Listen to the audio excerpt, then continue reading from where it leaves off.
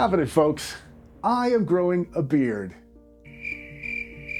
You said being more personable and coordinating an outfit would make up for the fact I don't have cleavage.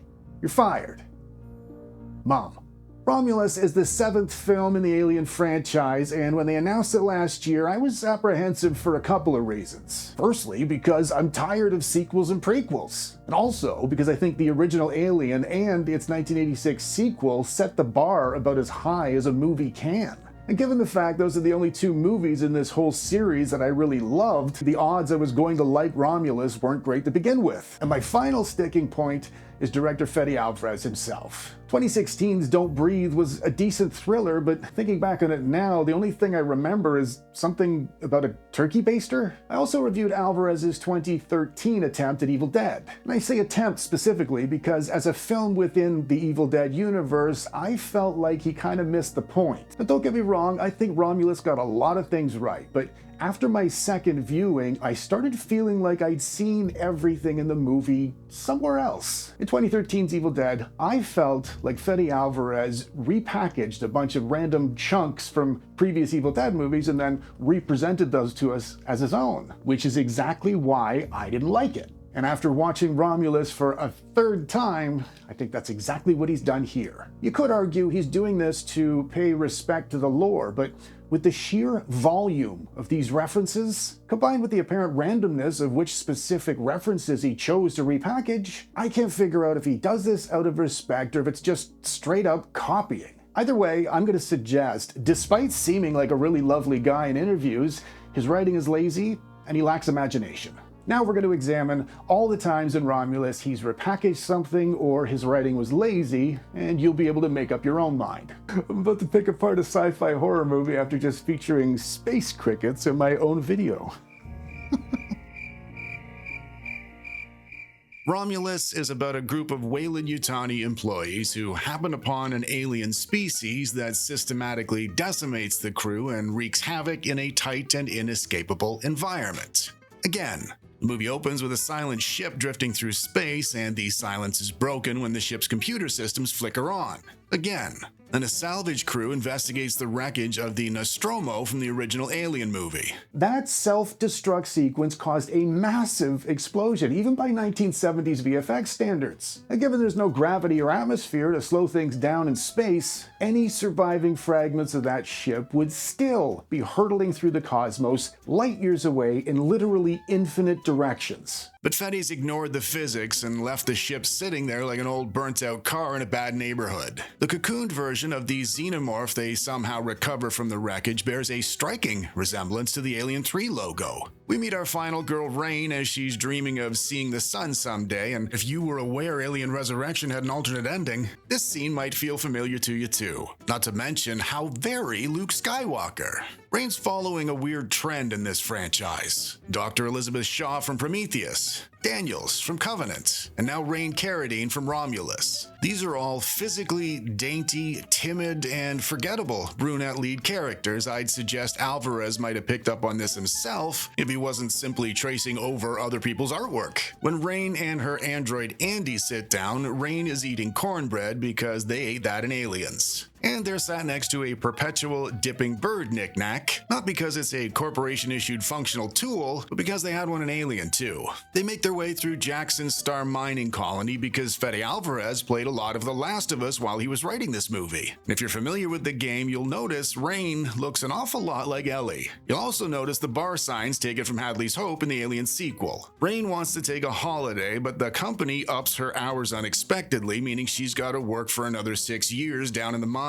With the whole gang together, we've got Rain and Andy, Kay and Tyler, who are brother and sister, Bjorn and Navarro, who are adoptive siblings, and Bjorn is also Tyler's cousin. You might also notice Navarro's identical to Lev from The Last of Us, and Kay happens to look a lot like Dina. The kids are fleeing the planet for a utopian place called Yavaga 3 because they are fed up with the atrocious conditions. In order to do that, they need to steal sleeping pod fluid from a derelict station orbiting their planet. At first, Rain doesn't want to go. Then Alvarez's heavy-handed symbolism reminds her she'll die down in the mines if she stays. To reassure Rain everything will be okay, Tyler tells her she won't even have to get out of the ship when they get there. just like Burke did with Ripley in Aliens. Despite all this replication already, this is still a decent, straightforward first act setup. In terms of aesthetics, I think Romulus has done the best job so far of recreating the Weyland-Yutani world as we might have imagined it. Everything's dark and dirty and inhospitable. It does feel a tad exaggerated in terms of the lives these young slaves are being forced to lead, considering they're all clean-faced and attractive and emotionally balanced, but that's just a minor gripe. But all of that started to change for me as soon as we moved into the next act. After my third watch, I figured out the first half of Act 2 mimics the tone of Alien, and the second half mimics the sequel, Aliens. And I'll point out when that shift happens later on. The second act kicks off with lots of excessive smoking because, well, I'm sure you're following me by now. Then Rain sees the sun for the first time in her life, even though in reality everything on the planet would die without direct sunlight. As the story progresses, despite having never left this planet or even seen the sun, Rain happens to know exactly what to do and when to do it, every time the gang encounters a new problem. These problems are literally, by definition, alien to them. They have 36 hours to steal the cryofuel before the station crashes into the planet's rings, and they've brought Andy the android along to access the ship's computers and doors. The original Aliens imagery is famously hypersexualized because its creator, H.R. Geiger, had a kinky Swiss imagination. So Fede Alvarez sexualized Andy, the android, by giving him the ability to open things by fingering them.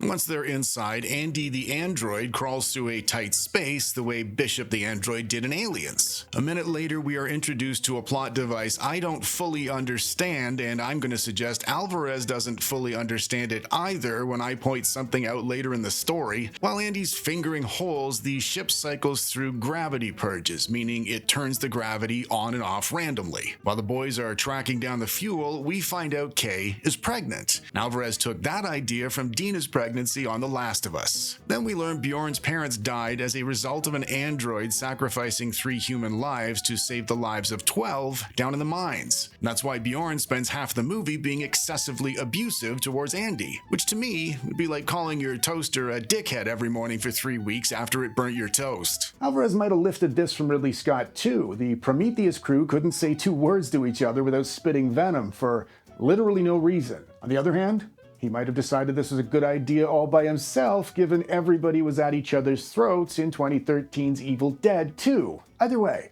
it's the laziest way to try and create tension. Instead of having 2 equally postured characters wanting the same thing at the same time, he's made Bjorn behave in ways no healthy friend circle would ever tolerate. As audience members, we find characters like Bjorn to be off-putting. We might not know exactly why at the time, but it all comes down to the writer not putting enough thought into it. Now, you see this kind of thing all the time in amateur productions, but the fact that we're seeing it here in one of the largest film franchises in movie history kind of supports my little theory, doesn't it? Bjorn has another go at the iPad with legs, calling him a fake person, so Andy quotes Bishop from Aliens verbatim. I prefer the term artificial person myself. Then we're introduced to what I believe is the actual heart of this story. Andy was decommissioned due to his excessive faults, but Rain's father reprogrammed him to look after Rain after her parents passed away. As an android, he won't be permitted on Yavaga 3, but Rain is struggling with leaving him behind. He is a hassle for her, but she sees him as a little brother. He's also constantly quoting terrible dad jokes. Now, on the surface, this might seem like nothing more than a cute movie quirk. But if you think about it, Andy might actually be speaking in the voice of his programmer, that being Rain's now dead father. This dynamic creates a different type of tension, and it does it surprisingly well considering it's never stated directly. But remember, I am only speculating and I could be completely wrong about all of this. When the boys eventually find the fuel they're looking for, it is located in a room 2 feet deep in water. To repeat, that's a room filled with complex electronics and computing devices, swimming in 2 feet of water in a space station. When I suggested Alvarez hadn't fully thought through this gravity purge gimmick, this is what I meant. After the first purge, the water in this room would have destroyed all the equipment. Despite not making a lot of sense, I'd have happily written it off as a minor detail if Alvarez hadn't convinced me this was a quirk of his after he filled the Evil Dead cabin with 2 feet of water as well. They find out Andy doesn't have the clearance to open these particular doors, so the girls go looking for a way to get them out. And they find find a half-wrecked android who we'll discuss in more detail later. They insert his chip into Andy to give him access, and that sends Andy into reboot mode. After he's rebooted, he takes on an entirely different persona. And that means, folks, we have yet another alien story hinging on the actions of a faulty android. He opens the door just in time as Alvarez has refashioned the iconic facehuggers into a cluster of fast-moving arachnid predators. And I kind of like this addition. Navarro gets face-hugged, and despite having never left her planet or even seen the sun, Rain knows how to handle the situation. Then Andy suggests they consult the other synthetic. Obviously, they've used Ian Holm's likeness for Rook, the android. If you don't know already, Ian Holm played Ash, the android, in the original Alien in 1979. The actor passed away in 2020, but his widow gave Alvarez her blessing. And Holm himself, who's lifelong friends with Ridley Scott, had been expressing a desire to return to the Alien universe since way back in his days as a Hobbit. It's not my place to comment on whether or not this decision was appropriate, and I'm not going to. But I will say I don't understand why he copy and pasted him into this story. The effect negates the uncanniness of the whole android concept. Compared to even 10 years ago, this CGI is remarkable, but VFX artists still struggle to replicate human beings. We didn't know Ash was a robot because he looked and acted like a human being. I think this CGI version looks weird. That makes the character nothing more than a visual distraction. If you're even a passive fan of this series, Rook's recollection of what happened with Ripley at the end of Alien will probably have you scratching your head. He claims Weyland Yutani's been searching for the xenomorph since the big explosion. That contradicts the fact Ripley spent the first 10 minutes of the sequel trying to convince the company the alien even existed. We're shown the dead alien after it was killed on this ship, and Alvarez gives us an interesting glimpse into the alien's partial human anatomy under its exoskeleton. And I think that's a pretty frickin' cool idea too.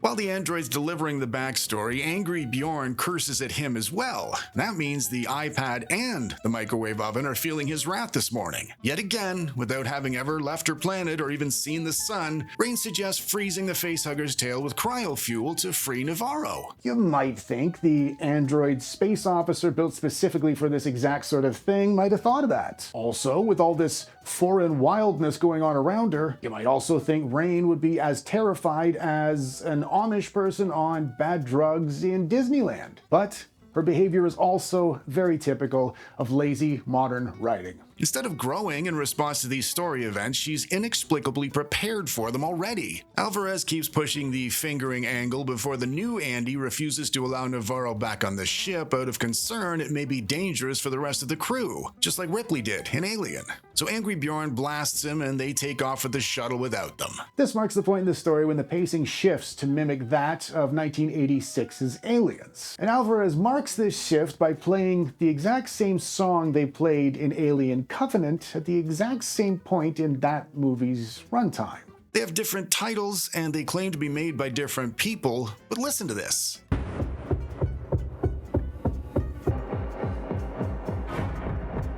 Andy takes off after them, vowing to use his new upgrades to help out. Navarro's alien bursts through her ribcage a few minutes later, meaning it gestated for about 20 minutes compared to the several days Kane had in the original, and I can't think of a clearer example of rushing through your writing than that. During the chest bursting, she kicks the ship back towards the station as if interstellar vehicles in this universe could be navigated with a single Atari joystick. While Rain and Tyler are figuring out how to get over to them, Andy the android has a little chit-chat with his new pal, Rook.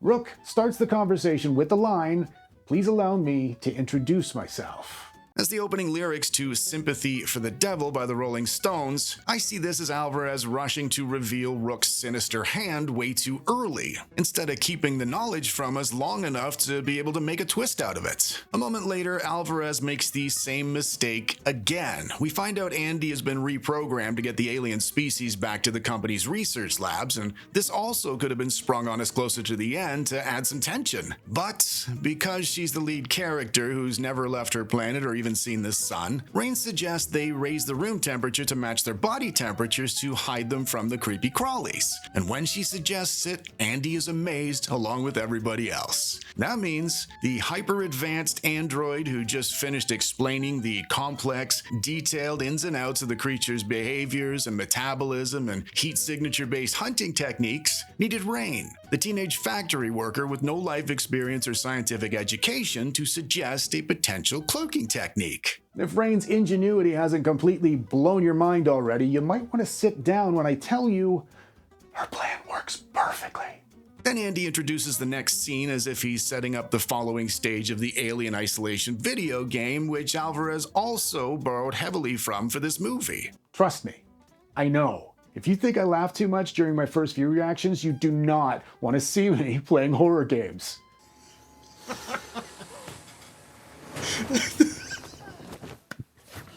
It backhanded me to the floor like it broke its mom's heart. They slip past dozens of facehuggers without even breaking a sweat, which is remarkable considering this would be a horrifying experience for anybody, never mind a group of hick kids, and human body temperature is just shy of 100 degrees. Fede Alvarez pulls an M. Night Shyamalan by inserting himself into his own movie, only I think he does it properly by featuring himself briefly as a corpse, and that gets the thumbs up from me. On the other side of the station, pregnant Kay is greeted by even more of Alvarez's hilarious sexiness in the form of a giant xenogina containing a full-sized xenomorph. Frozen in her tracks by the alien sniz, Bjorn appears, and they share enough of an intimate moment to tell us he is the father of Kay's child. If you were paying attention to me earlier, you would know Kay and Bjorn are cousins. Then Alvarez displays a lack of knowledge or a lack of respect for alien movie tone when he has Bjorn repeatedly thrust a phallic electric probe deep into the xenogina. Instead of running away immediately, Bjorn stands there long enough to be killed by the dripping space snooch. This sends Kay into one of the movie's best subtle visual effects, in my opinion. When Kay wakes up, the sprinklers go off without any accompanying alarms or fire to have set them off in the first place. Alvarez engineered this industrial indoor rainforest and hopes the scene reminds us of this iconic scene. But it doesn't, because Harry Dean Stanton is a legend, and I can barely remember this girl's name. When the gang reunites, Andy refuses to let Kay in because a big bad xenomorph is right behind her, and it spears her and takes her away violently. And remember that blood splashed across the window for later on. Back in the lab, we're given another elaborate black goo explanation that I'm not going to bore you with. With all of the complaints about the dark oozy stuff, Ridley Scott should have accepted it was not well received as a concept and moved on. But he appears to have hijacked parts of this story to repair his directorial ego after the mixed reviews of Prometheus and Covenant. So, if you hated the goo concept, you get a third time at it in Romulus. Tyler and Rain replicate this scene between Ripley and Hicks and aliens when the pair weapon up for the final big battle scene. Even though she's never left her planet or even seen the sun, Rain takes to the weaponry immediately. After handing them the pulse rifles, Andy tells them they can't fire them in the environment because they were told that in Aliens too. They find Kay, who's doing really well considering she was speared by a giant alien tail and dragged away 10 minutes ago, but she is kind of weak. So they decide to inject the young, injured, pregnant girl with Ridley Scott's dark, sticky stuff. Because Rook the android developed it to speed up human evolution so people would make better astronauts. I told you this wasn't worth talking about. And then between chase sequences, Andy brushes his hand through the laser light the way Kane did in Alien. Then Tyler's taken away and killed during another replicated scene. And then, because we're at that point of the story, instead of collapsing in a heap of trauma and anxious nerves, Rain becomes the hero. She single-handedly pulls Kay to safety, but Andy is left behind, so Rain goes back to collect him, exactly the way Ripley did when she went back for Newt. When they reunite, Andy ditches the super chip, and then despite having never left her planet or even seen the fucking sun, Rain turns off the gravity and single-handedly fends off an army of xenomorphs, a task an entire team of battle-hardened Colonial Marines weren't able to accomplish in the sequel. Then the gravity purges randomly again, and Rain falls. Rain drops. Rain descends an elevator shaft with much haste.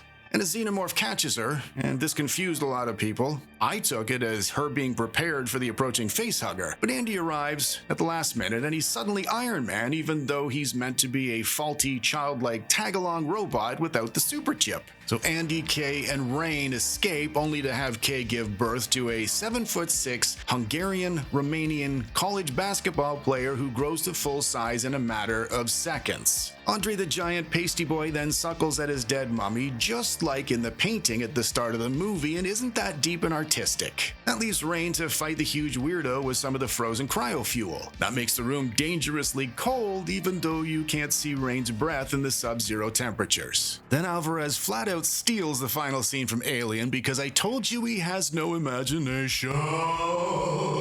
When Rain pokes a hole in the floor with the alien acid blood, it flushes Kay's problem child right out into space. And if you weren't aware of the alternate ending Ridley Scott chose not to use for Alien, featuring Ripley being pulled out into space and forced to hang on to the harpoon cable to survive, you wouldn't know that's what Alvarez is using here either. But you do know it now. Andre the Giant Weirdo Pasty Problem Child comes back for one last hurrah, but Rain brings the movie to an end by shrugging him off and lat-pulling herself back up into the ship against forces strong enough to pull half the ship's contents out into the deep, dark, endless corners of icy space. And after all this high-tension, exhausting adventuring, Rain still isn't even sweating. Romulus looks gorgeous. The story world is completely believable and the environment felt real. Personally, I didn't enjoy the story, but I had no issue at all with the young actors' performances. Like every other movie in this series, Romulus is technically sound. But in 2024, with an $80 million budget, you're expected to nail the technical aspects. You don't get a pat on the back for making a space station look realistic anymore. Any moron can do it. And without a compelling story for us to latch onto, all of these aesthetics are nothing more than window dressing. I don't like prequels and sequels because you can't just sit down and watch them. On the one hand, they insist that you recognize and respect the film as its own standalone piece of art, and I totally get that. There are literally hundreds of hardworking people involved with making a movie, and 99% of them have nothing to do with what we're analyzing today. But on the other hand, they use the franchise name and characters and backstory to sell us the tickets. As a fan of the originals, it is impossible not to draw comparisons, and that is my problem with modern sequels. Now, I started this video calling Alvarez's writing lazy and unimaginative. In this 2-hour movie, we have just identified at least 50 scenes or ideas taken from other movies or other writers. Now, I'm not suggesting for a second everybody watching Romulus is going to pick up all these things. But I did, and I picked up on them because I'm a fan of these movies. And if Alvarez decided to repackage at least 50 things from previous movies, he's either doing that to cater to people like me, or he's trying to attract new viewers by using things that have worked in previous movies. But if all these callbacks felt lazy and almost insulting to me as a fan of these movies, and obviously the new viewers wouldn't know anything about the previous movies, I'll let you make up your own mind. If you've already seen Romulus, I would love to hear your thoughts about it down in the comments. As always, thank you so much for watching, and until next time, folks.